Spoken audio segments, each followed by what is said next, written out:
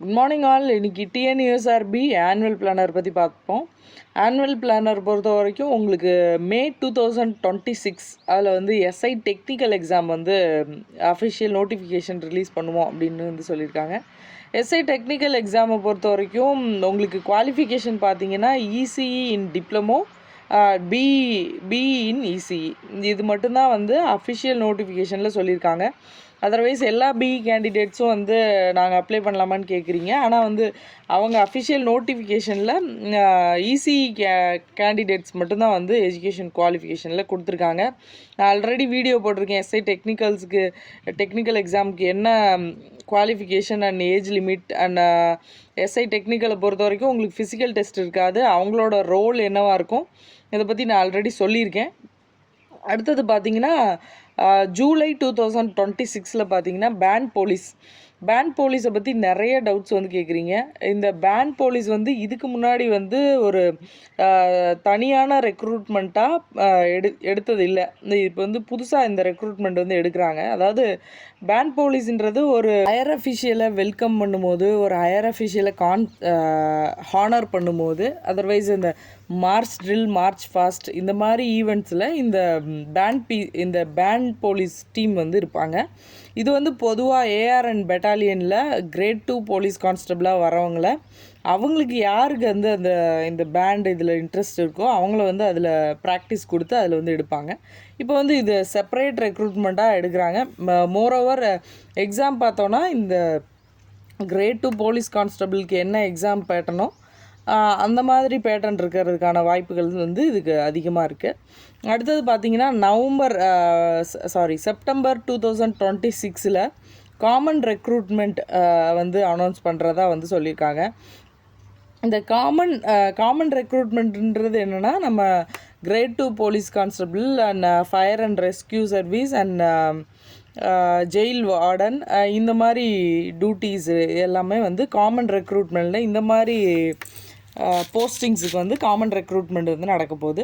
இதுக்கு வந்து already police கான்ஸ்டபிளுக்கு என்ன எக்ஸாமோ, என்ன சிலபஸோ, என்ன ஃபிசிக்கலோ அதே பேட்டர்னில் வந்து இது நடக்கும்.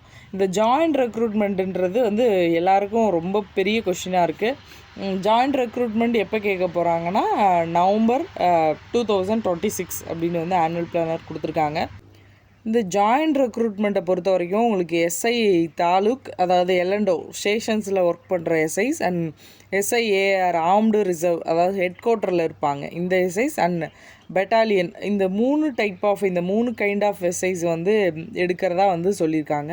இதில் வந்து பார்த்திங்கன்னா மேபி இந்த ஜாயிண்ட் ரெக்ரூட்மெண்ட்டில் எஸ்ஓசிஓன்ற அந்த புது ரெக்ரூட்மெண்ட் வந்து வரலாம். ஏன்னா வந்து இந்த பேண்ட் போலீஸ் எப்படி வந்து செலக்ட் பண்ணுறாங்களோ ஃபிங்கர் பிரிண்ட் எஸ்ஐக்கு பதிலாக இந்த எஸ்ஓசிஓ சீன் ஆஃப் க்ரைம் ஆஃபீஸர் அப்படிங்கிற அந்த ரெக்ரூட்மெண்ட்டும் வந்து இந்த ஜாயிண்ட் ரெக்ரூட்மெண்ட்டில் வரலாம்.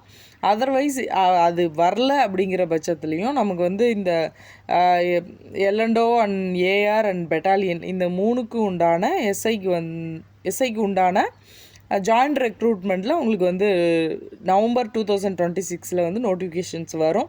அதனால் நீங்கள் ஹோப்ஃபுல்லாக படிங்க. நவம்பர் 2026 நெக்ஸ்ட்டு நோட்டிஃபிகேஷன் வர பட்சத்தில் இந்த எக்ஸாமோட இப்போ கண்டக்ட் பண்ணி முடித்த எக்ஸாமோட results and physical and interview and அதுக்குண்டான ட்ரைனிங் எல்லாத்தையுமே வந்து பிஃபோராக முடிக்கணும்னு தான் நினப்பாங்க. ஏன்னா வந்து நெக்ஸ்ட்டு ரெக்ரூட்மெண்ட் இந்த நவம்பர் 2026 வருதுன்னு அனௌன்ஸ் பண்ணதுக்கப்புறமா அந்த நவம்பர் வரைக்குமோ இல்லை அதாவது ட்ரைனிங் ஸ்டார்ட் பண்ணாமையோ அது வரைக்குமே பெண்டிங்கில் இருக்கிறதுக்கான வாய்ப்புகள் ரொம்ப ரொம்ப கம்மி.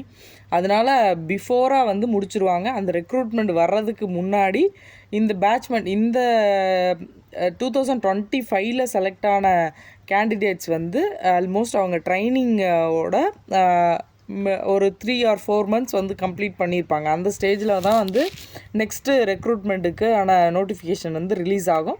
அதனால் அதுக்குள்ளே முடிக்கணுன்றது வந்து அதுக்குள்ளே முடிச்சிருவாங்கன்றதை நம்புங்க, ஹோப்ஃபுல்லாக இருங்க. அதனால் சீக்கிரமாக நெக்ஸ்ட்டு ஆனுவல் பிளானர் வெளியிட்டதுனால இந்த இதை பெண்டிங்கில் வச்சுருக்கிறதுக்கான வாய்ப்புகள் ரொம்ப ரொம்ப கம்மி.